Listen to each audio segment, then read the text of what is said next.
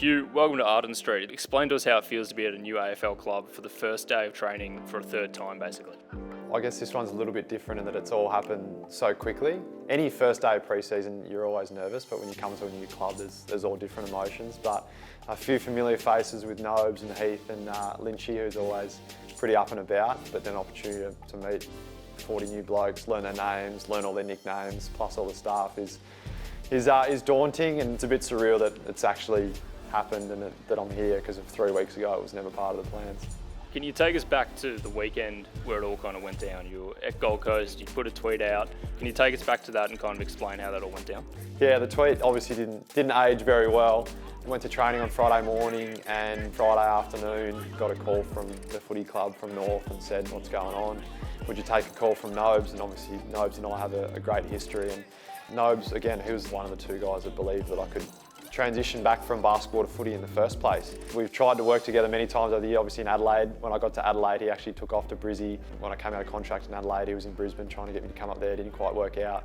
One thing sort of led to another, and it all went down. It was a bit of a whirlwind weekend for everyone, and yeah, we almost didn't make it because of that tweet. I was like, I can't. The tweet at the time, on the Thursday night, everything was sweet. I was like, I can't. Now that I've made that tweet, I'm gonna look like such an idiot. Hopefully in time, I'll know if I've made the right decision or not. It's been 3 weeks, and I feel like I definitely have. Everything works out. It's crazy how it all panned out.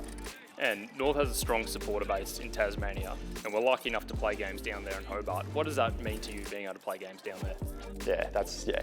When I made the pros and cons list, playing in Hobart was well at the top. I played first game last year for the Suns against North at Bluntstone, and it was almost like a dream, like to be able to play at the ground that you grew up playing on and playing in front of friends and family. I moved away from Hobart when I was 15, so I haven't played at home in front of friends and family like that. I'm pretty proud Tasmanian. I'm not shy from that. I'm a really proud Tasmanian. So the idea of spending time in Hobart was well at the top of the pros list, so I can't wait.